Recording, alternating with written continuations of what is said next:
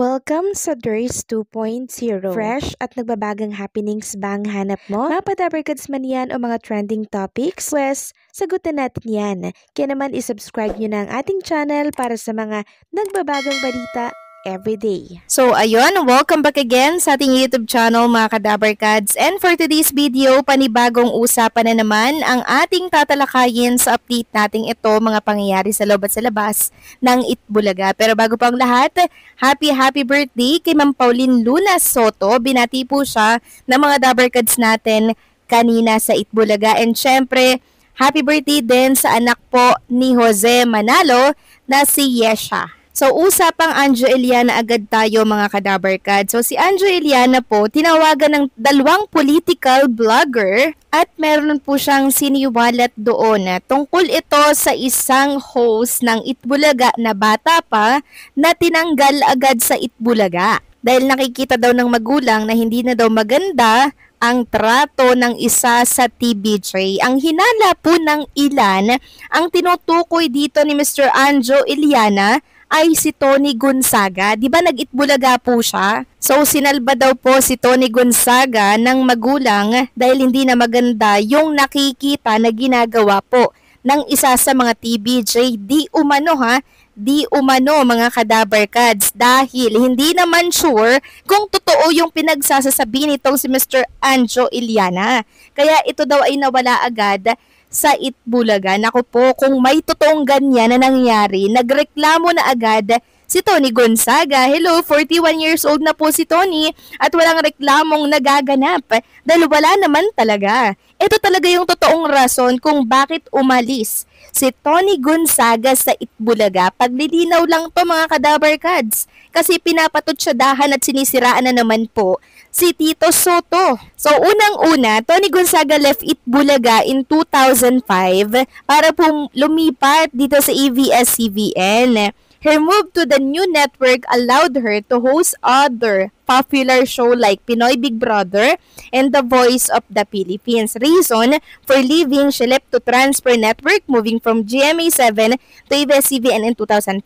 Career after Itbulaga, at her new network, she hosted major programs such as Pinoy Big Brother, PBV, and The Voice of the Philippines. Connection to the past, despite leaving, she has maintained a positive relationship with her former co-host, and in 2019, she publicly expressed her gratitude to the show and its cast. Napakaganda po ng relationship ni Tony Gonzaga until now sa TVJ at sa mga Dabarkads. So kung meron man pong nangyari, kung meron ngang nangyari mga Kadabarkads na issue, kaya siya inalis dito sa Itbulaga agad, sana noon pa natin nalaman. Diba, 41 years old na ngayon si Tony Gonzaga. Hello, dapat nagreklamo na yun noon pa. Maging yung magulang ni Tony Gonzaga, diba?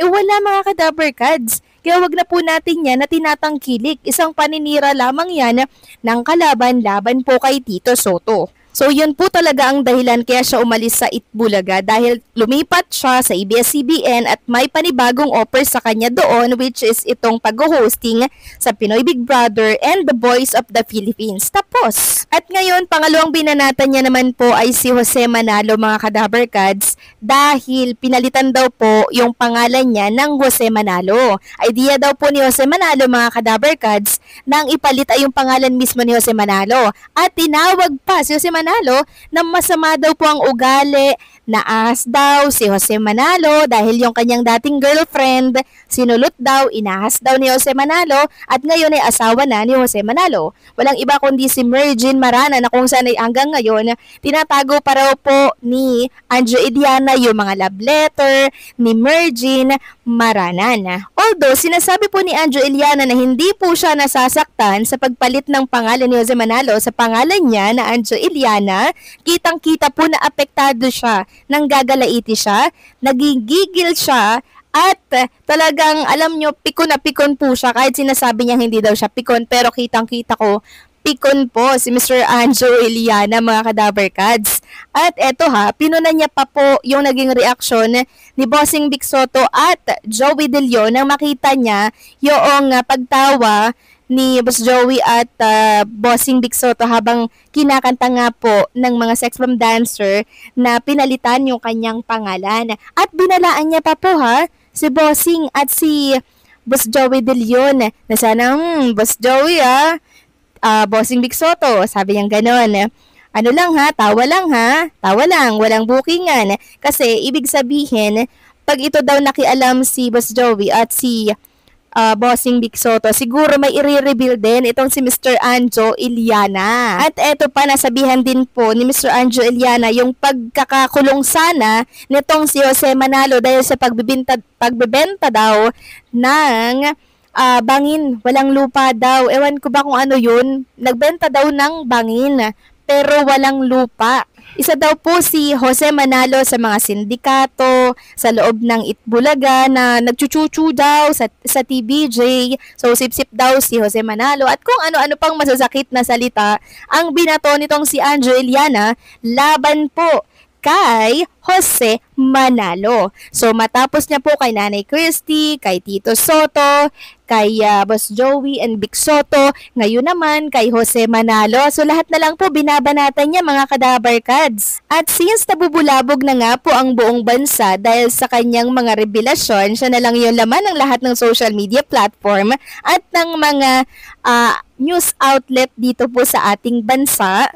Maraming nagsasabi na sa oras daw na makarating kay Tony Gonzaga, Jose Manalo at Tito Soto, itong mga pinaglalabas ni Anjo Iliana sa mundo ng social media sa kabila po ng usapan na si Spire na ay possible or posible na magkaso na itong si Bossing Vic Soto, maging si Jose Manalo, and syempre si Tony Gonzaga kasi nananahimik po yung tao, kinakalad ka din po ni Anjo Iliana sa usapin po dito. Grabe na nadamay na po lahat. Lahat po ng kumakanti dito kay Anjo Iliana.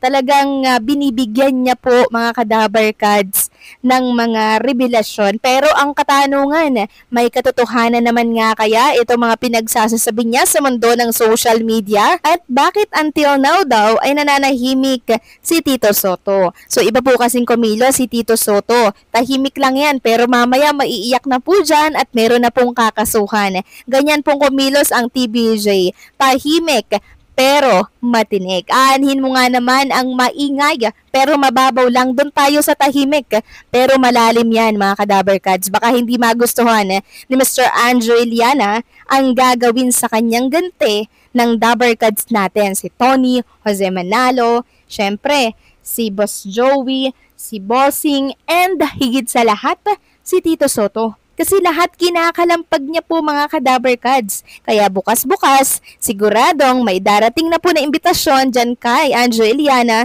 dahil siya po ay kakasuhan na. Yan ay mga posibilidad na pwedeng mangyari sa kanya since kinakalampag at ginugulo niya po ang buong bansa. So kayo ba? Payag ba kayo na makasuhan na siya?